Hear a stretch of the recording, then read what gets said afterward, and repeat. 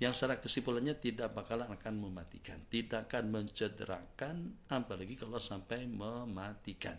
Jadi tidak akan membuat badan akan jadi lebam, atau juga akan membuat darah akan terpancut, juga akan mengalir. Tidak seperti itu. Jadi subatan mukulnya dengan rotan, mukulnya dengan kayu sugi, mukulnya itu mungkin dengan sorban, dengan kasut, dan juga dengan yang sejenisnya. Jadi ini keduanya dengan bahasa isyarat dengan begitu cepat.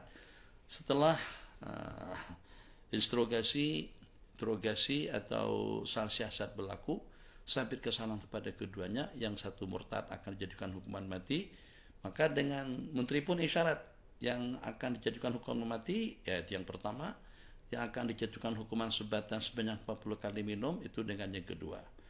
Jadi setelah kedua-duanya itu diserahkan, ternyata berkata si pemabuk tadi itu, qala lahu syarib, jadi kata si pemabuk, ya Amirul Mukminin, wahai Bapak Menteri Besar, bukan Amirul Mukminin, maaf, ya ayuhal Amir, wahai Menteri Besar, wahai Bapak Gubernur, boleh tak saya diserahkan kepada yang lain?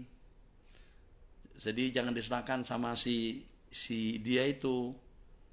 Takut kalau tersalah, dan nanti takutnya dia penggalkan leherku, dia cambuk dia. Nah, ini kan orang yang sama nih, betul juga. Jadi kalau seandainya tersilap, sebab yang akan melakukan dua benda tadi itu cuma hanya satu orang. Jadi kalau patah itu diamanahkan kepada dia, mungkin tertukar, mungkin tak macam-mana, sehingga yang sepatutnya dipenggalkan kepalanya dengan hukuman mati karena murtad, itu justru kena subatan 40 kali ke 80. Sementara yang sepatutnya disubat ternyata akan dijadikan hukuman mati. Maka Amir atau dengan gubernur saat ketika mendengar rayuan yang seperti itu, di mana dengan kesilapan pada saat ketika itu tidak dapat dikendalikan.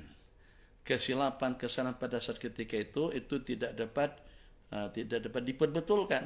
Nah, beda kalau salah fatwa, salah dalam mengeluarkan argumentasi, itu kita boleh ralat lah.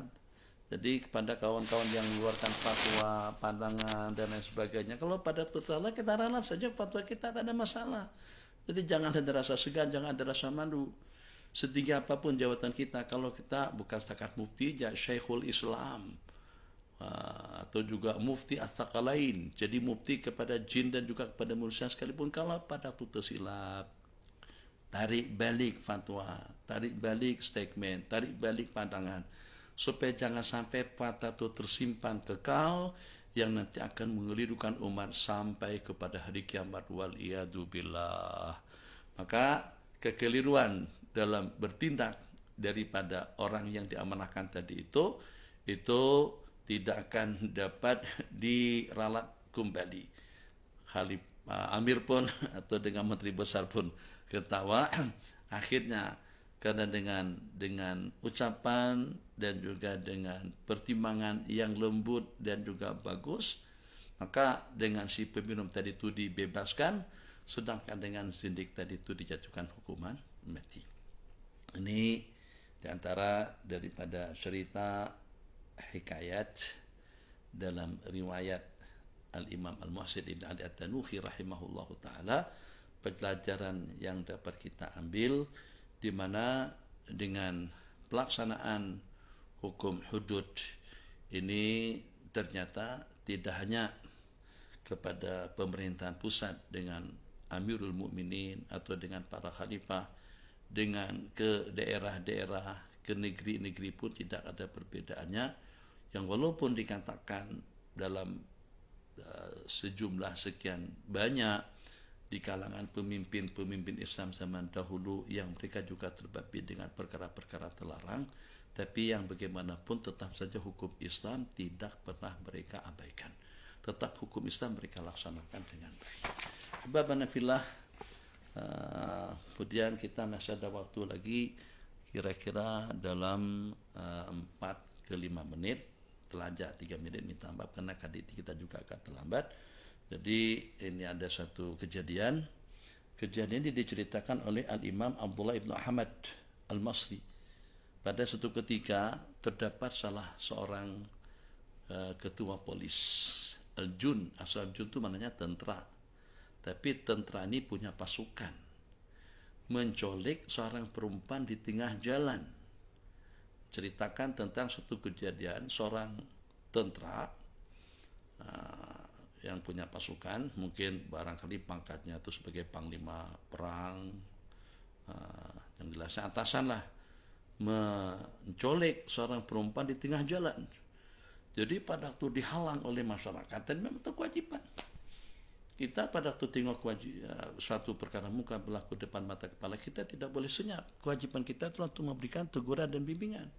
Man ra'a minkum munkaran falyughayyirhu biyadihi, falam yastati' fa bilisanihi, falam yastati' fa biqalbihi, wa dzalika adhaful iman. Sesiapa yang tengok satu perkara mungkar, sesiapa saja yang melihat suatu perkara mungkar berlaku, hendaklah dia merubah dengan tangannya. Kalau tak boleh dengan mulut. Tangan itu pemerintah, tangan itu kerajaan, pihak aparat, pihak berkuasa yang diberikan amanah oleh rakyat untuk membentras kemungkaran itu dengan kekuasaan ataupun juga dengan tangan. Jadi satu amalan atau juga suatu kewajiban yang tidak banyak diambil berat oleh masyarakat dan juga oleh orang ramai, daripada dua kewajiban penting dalam agama Islam. Yang pertama al-amru bil ma'ruf, yang kedua an-nahyu anil munkar. Al-amru bil ma'ruf insyaallah imam-imam, imam muda, imam tua, imam pertama, imam kedua, imam ketiga, imam besar, imam kecil, semua imam, dan juga dengan tutu guru, ulama, kiai, semuanya itu insyaallah semuanya memainkan peranan dengan baik. Jadi kita berikan penghargaan, penghormatan dan ucapan jazakumullah khairal jasa pada saat ketika mereka melaksanakan amar ma'ruf, menyampaikan perkara ma'ruf, nasihat, panduan, bimbingan. Ini patut dibaca, yang ini elok diamalkan, ini besar fadilatnya, ini khasiatnya seperti ini, bagus, masya Allah, tabarakallah. Tapi dengan pesan yang kedua, dan meninggalkan segala larangan. Meninggalkan segala larangan sangat-sangat sedikit sekali di kalangan kita yang mengambil berat tentang mencegah kemungkaran, melakukan amar ma'ruf dan mencegah daripada kemungkaran. Yang kedua ini yang jarang-jarang diperhatikan, dan ini daripada atasan sampai ke bawah, sehingga jadi merebak orang-orang yang meninggalkan kewajibannya, sehingga tidak terhitung banyaknya orang yang berbangkit melakukan perkara-perkara haram, perkara-perkara yang dimurka dan yang dilaknat oleh Allah Subhanahu wa taala. Tak payah dengan kita membuat perbandingan yang susah-susah. Kita dengan anak-anak kita, dan juga Allah Sang Pencipta dengan para hamba-hambanya. Kalau kita ada dua orang anak, yang satu patut tak setia dengan kita, sementara yang satunya lagi degil dan samsing dan durhaka, kira-kira kita akan layan lagu mana anak kita yang patut dan taat? Akan kita layan dengan baik. Berbeda dengan kita pada waktu kita melayan dengan yang satunya. Padahal bukan kita ngasih dia hidup, bukan kita yang bagi dia kesehatan, bukan kita yang bagi dia keafiatan, bukan kita yang memberikan hidayah, petunjuk, bukan hidup di dunianya kita, bukan makan rezekinya kita, dia makan rezeki dia sendiri. Kita berjasa, tapi bukan kita yang memberi. Nikmat Allah daripada Allah Jalla Jalaluh, yang terperuntukkan daripada Allah untuk diri pribadinya. Bagaimana dengan Sang Pencipta seketika melihat para hamba-hambanya degil, samsing, zalim, diktator, fasiqat. Jadi terbabit dengan bermacam-macam perkara yang Allah murka, yang Allah tidak suka. Apakah dibalik daripada perkara yang semacam itu kita akan menunggu dan menantikan curahan rahmat dan maghfirah, keampunan daripada Allah?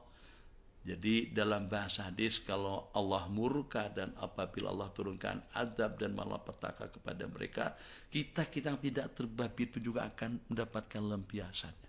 Ini dengan kita sekarang sedang mendapatkan lempiasan daripada murka Allah Jalla Jalaluh kepada orang-orang yang terbabit melaksanakan perkara-perkara terlarang, yang tidak melakukan perintah, atau yang terbabit melaksanakan perkara yang dilarang oleh Allah Subhanahu wa taala.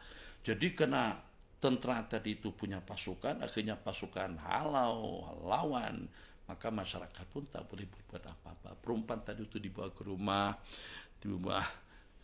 rumah, panglima tadi itu. Setelah sampai di rumah, Maka dengan al-jundi atau dengan tentara tersebut mengajak dia main, dirayunya, dibujuknya dengan berbagai cara rayuan dan bujukan, tapi tetap perempuan tadi itu tidak berkenan, atau tetap perempuan tadi itu tidak memberikan respon positif. Jadi tidak mau melayan nafsu daripada si pencolek yang akan merogolnya, yang bakal akan merogolnya pada saat ketika itu. Tapi ternyata tentara itu bersikap secara agresif, bersikap secara keras, yang sehingga dengan perempuan sudah tidak dapat melawan. Pada saat tentara tadi itu duduk pada posisi seorang suami, duduk pada posisinya dengan istri. Pada saat ketika si tentara tadi itu duduk pada posisi seorang suami dengan istrinya, yang pada saat dia akan menggaulinya, perempuan itu berkata sepatah kata. Jadi kata perempuan, tolong mas, tolong kamu tutup satu pintu lagi. Masih ada terdapat satu buah pintu yang terbuka. Terdapat satu buah pintu yang terbuka. Jadi si tentara pun terperanjat. Semuanya udah dikunci, semuanya ditutup, suasana aman, tentara kawal di luar daripada tempat kediaman. Pintu yang mana lagi yang terbuka? Jadi kata perempuan tadi itu, satu buah pintu yang belum lagi awak tutup, itulah pintu antara kamu dengan Allah Subhanahu wa ta'ala. Terperanjat tentara tadi itu sehingga hilang nafsunya, hilang keinginannya, dan juga dia lepaskan, dia bebaskan perempuan tadi itu dan berjanji dia tidak akan mengganggunya lagi. Kita sudah sampai ke penghujung pertemuan kita. Insya Allah kita akan berjumpa kembali nanti petang, tepat pada pukul 6 setelah asar. Atau bila topik, selamat sejahtera, salam selamat, salam bahagia dunia akhirat. Amin. Wassalamualaikum warahmatullahi wabarakatuh.